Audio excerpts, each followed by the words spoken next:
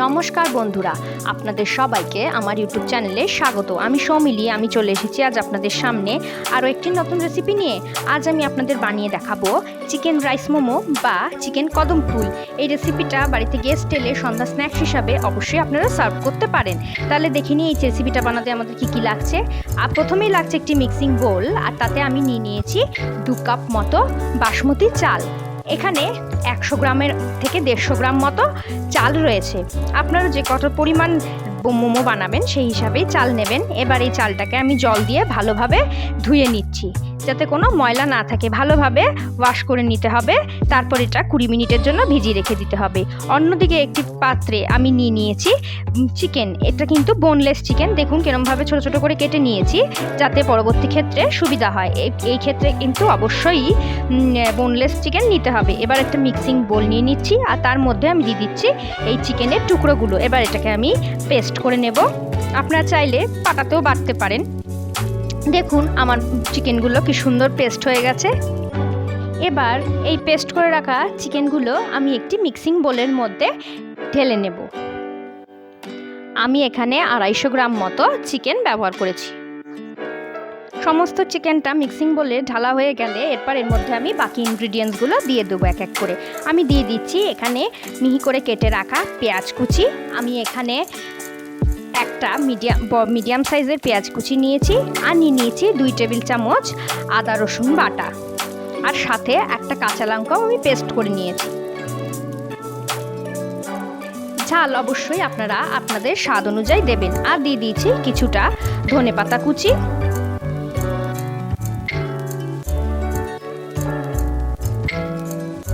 এবার আমি এর মধ্যে দিয়ে দিচ্ছি 2 টেবিল চামচ মতো নুন অবশ্যই আপনারা আপনাদের স্বাদ অনুযায়ী ব্যবহার করবেন।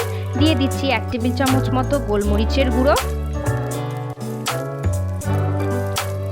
দিয়ে দিচ্ছি কর্নফ্লাওয়ার।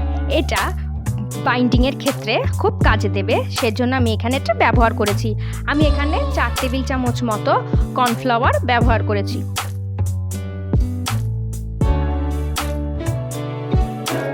এবার আমি এর মধ্যে দিয়ে দিচ্ছি 1.5 টেবিল চামচ মতো সয়া সস।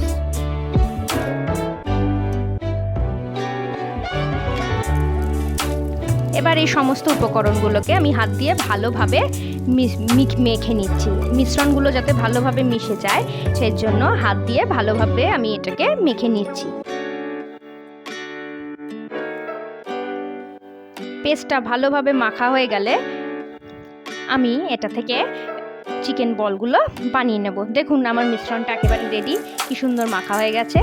এবার আমি চালগুলোকে জল থেকে তুলে একটি পাত্রের মধ্যে ঝরা দিয়ে দিয়েছি, যাতে চালের মধ্যে কোনোভাবেই কোনো জল না থাকে। দেখুন আমার চালগুলোকে আমি কিভাবে একটা থালের মধ্যে ঝরা দিয়ে নিয়েছি। এটা কিন্তু অবশ্যই 20 মিনিট পর আমি থালে ঝরা দিয়েছি, তাতে চালটা বেশ সুন্দর নরমও হয়েছে আর বেশ বড় বড়ও হয়ে গেছে। এবার হাতের তালুর মধ্যে এইভাবে জল মাখিয়ে নিতে হবে। তারপর এই চিকেনের মিশ্রণটাকে এইভাবে হাতের মধ্যে গোল গোল করে নিয়ে একটা নাড়ুর মতো শেপের মতো করে একটি চিকেন বোল বানিয়ে নিতে হবে। তারপর এইভাবে চাল দিয়ে কোটিংটা তৈরি করে নিতে হবে। দেখতে হবে যেন কোনো অংশ ফাঁকা না থাকে, যাতে চালটা বলের সমস্ত অংশে ভালোভাবে লাগে, সেই দিকে খেয়াল রাখতে হবে। দেখুন ঠিক এইভাবে চালের কোটিংটা আমাদেরকে করে নিতে হবে। দেখুন আমি সামনে থেকে দেখাচ্ছি, কোথাও যেন কোনো ফাঁকা না থাকে। আশা করি দেখে বোঝা যাচ্ছে।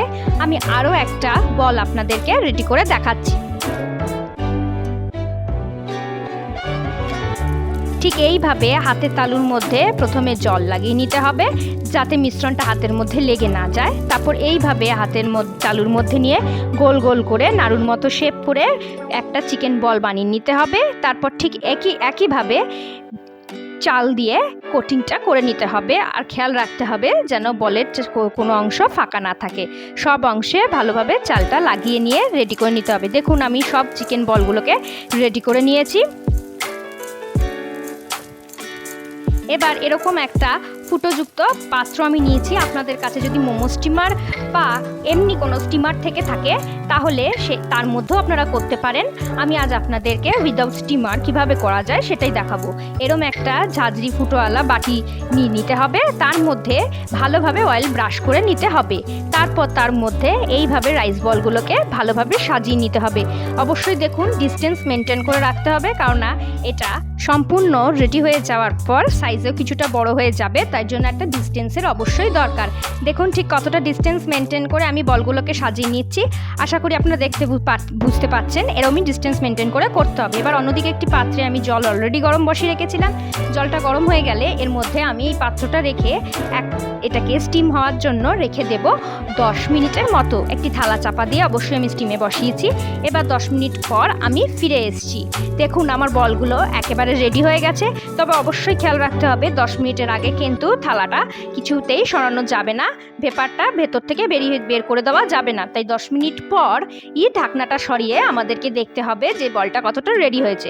দেখুন কি সুন্দর দেখতে হয়েছে, আশা করি দেখে বোঝা যাচ্ছে কোনোভাবেই ভেঙে যায়নি। এবার এটাকে আরেকটু সুন্দর করার জন্য এর মধ্যে আমি দিয়ে দিচ্ছি ইয়েলো ফুড কালার। এটা অবশ্যই অপশনাল, আপনারা চাইলে দিতেও পারেন আবার চাইলে নাও দিতে পারেন। আমি এখানে ইয়েলো ফুড কালারটা ব্যবহার করেছি যাতে এটাকে দেখতে অনেকটা কদম ফুলের মতো লাগে। তাই আমি এখানে প্রত্যেকটা বলের মাঝখানে একটু একটু করে ইয়েলো ফুড কালার দিয়ে এটাকে সাজিয়ে নিচ্ছি। নিয়ে এটাকে আবার আমি ভেপারে বসিয়ে দেব 2 মিনিটের জন্য। 2 মিনিটের আগে কোনোভাবেই থালের ঢাকনা তোলা যাবে না। 2 মিনিট পর আমি থালা সরিয়ে আপনাদের দেখাচ্ছি আমার রাইস মোমোগুলো কেরম রেডি হয়েছে। দেখুন দেখতে কি সুন্দর হয়েছে, কি সুন্দর কদম ফুলের মতো দেখতে হয়েছে। তাই এটাকে আমরা অনেকেই চিকেন কদম ফুল বলে থাকি। আমার এই চিকেন ডাম্পলিংগুলো একেবারে রেডি হয়ে গেছে, আশা করি দেখেই বোঝা যাচ্ছে। এবার আমি এগুলোকে আপনাদেরকে একটি সার্ভিং বলে সার্ভ করে দেখাচ্ছি। আমি একটা প্লেট নিয়ে নিয়েছি আর তার মধ্যে এইভাবে আস্তে আস্তে বলগুলোকে আমি সার্ভ করে নিচ্ছি। আস্তে আস্তে করতে হবে, তা না হলে এটা ভেঙে যেতে পারে বা চালগুলো খুলে খুলে পড়তে পারে। তবে ভয়ের কিছু নেই, একটা দুটো চাল খুলে পড়লেও পড়তে পারে, তবে তাতে কোনো অসুবিধা নেই। আমার আজকের রেসিপি চিকেন রাইস মোমো বা চিকেন কদম ফুল একেবারে রেডি। রেসিপিটা আপনাদের কেমন লাগলো অবশ্যই কমেন্ট সেকশনে জানাতে ভুলবেন না। রেসিপিটা অবশ্যই বাড়িতে ট্রাই করবেন। আর রেসিপিটি যদি ভালো লাগে বন্ধুদের সাথে সাথে অনেক অনেক শেয়ার করবেন আর একটা লাইক করে দেবেন। আপনাদের কোনো রেসিপি জানার থাকলে সেটা আমার কমেন্ট সেকশনে জানাতে ভুলবেন না। আমার রেসিপিগুলো যদি ভালো লাগে অবশ্যই আমার চ্যানেলটিকে সাবস্ক্রাইব করবেন আর বেল বাটনে ক্লিক করবেন যাতে আমার রান্নার পরবর্তী ভিডিওগুলি খুব সহজেই আপনাদের কাছে পৌঁছে যায়। আমার রেসিপিটি দেখার জন্য আপনাদের অনেক অনেক ধন্যবাদ।